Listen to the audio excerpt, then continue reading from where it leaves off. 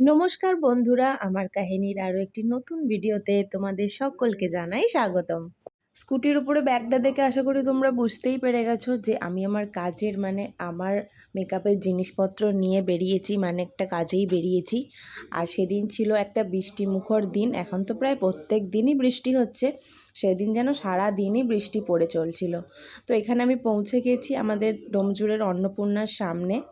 আর এখানে আমি অপেক্ষা করছিলাম গাড়ির জন্য, আর যথারীতি ঠিক টাইমে গাড়িও চলে আসে।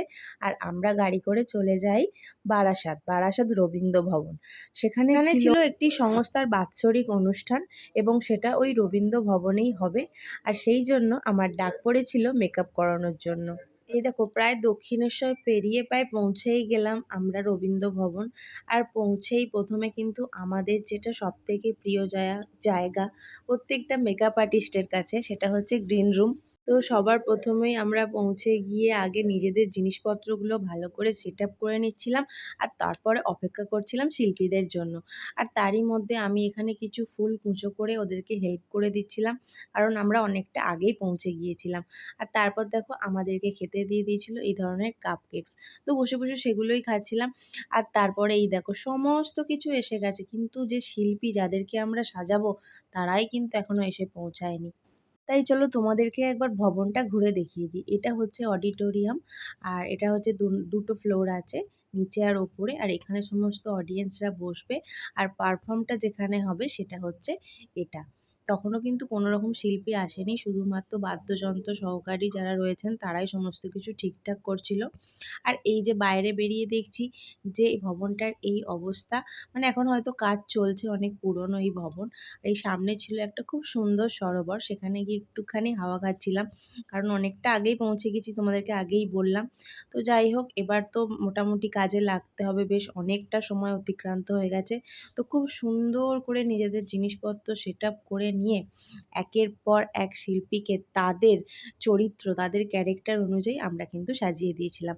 আর এই হলো শিবুদা, যার থ্রুতেই আমার এই সমস্ত কাজ করা। কারণ বেসিক্যালি আমি একজন bridal makeup artist, party makeup artist, কিন্তু আমার সমস্ত ধরনের কাজ করতেই ভালো লাগে। তো এই কাজগুলো অনেকটাই ডিফারেন্স আমাদের ব্রাইডাল কাজের থেকে। তো এই সব কাজের কিন্তু সমস্ত রকম সাহায্য আমি এই শিবুদার থেকেই পাই, এবং ওনার থেকে আমি যথেষ্ট পরিমাণে শিখেছি, এবং এই কাজটাও কিন্তু আমি কন্টিনিউ করছি। তো এই দেখো, এখানে কিন্তু স্টেজে পারফর্ম হওয়ার আগে ওদের কিন্তু একটা রিহার্সাল হচ্ছে, কিন্তু সেটাও আমি ক্লিপ নিতে কিন্তু ভুলিনি। আসলে কথাটা হচ্ছে, এই ধরনের সাংস্কৃতিক অনুষ্ঠানের আমি খুব বড় ভক্ত, এবং আমি বহু এরকম ধরনের অনুষ্ঠান করেছি। যদিও আমার এখন চলার গতিটা পুরোপুরি পাল্টে গেছে, আমি এই অনুষ্ঠানগুলো থেকে নিজে অনেকটাই সরে গেছি, তবুও টুকটাক আমি করছি। তো যাই হোক, এই দেখো, এই সমস্ত মেকওভারগুলো আমরা করেছিলাম। আর ড্রেসার ছিল শিবুদা, উনি ড্রেস পরিয়েছিলেন। আর মেকআপটা আমি আর গৌরবদা মিলে কিন্তু করেছিলাম। এখানে আলাদা আলাদা চরিত্র, চণ্ডালিকা, চিত্রাঙ্গদা, শ্যামা, বিভিন্ন ধরনের ক্যারেক্টারাইজ মেকআপ কীরকম হয় সেগুলো কিন্তু আমি আস্তে আস্তে কাজের মাধ্যমেই শিখছি। তো যাই হোক, আজকের ভিডিওটা এই পর্যন্তই। আমার কাজ সারা, এবার ওদের অনুষ্ঠানটা চলবে, কিন্তু আমার তো এতক্ষণ থাকলে চলবে না। তাই আমি আমার হাজব্যান্ডের সঙ্গে বেরিয়ে পড়লাম বাড়ির উদ্দেশ্যে, কারণ বাড়িতেও আমার রয়েছে একটা ছোট্ট বাচ্চা। তো সবাই খুব ভালো থেকো, সকলকে ভালো রেখো। দেখা হচ্ছে পরের কোনো ভিডিওতে। ততক্ষণ কিন্তু তোমরা আমার সঙ্গে থেকো। আর ভিডিওটা যদি ভালো লেগে থাকে তাহলে একটা লাইক, একটা কমেন্ট আর একটা শেয়ার করে দিও।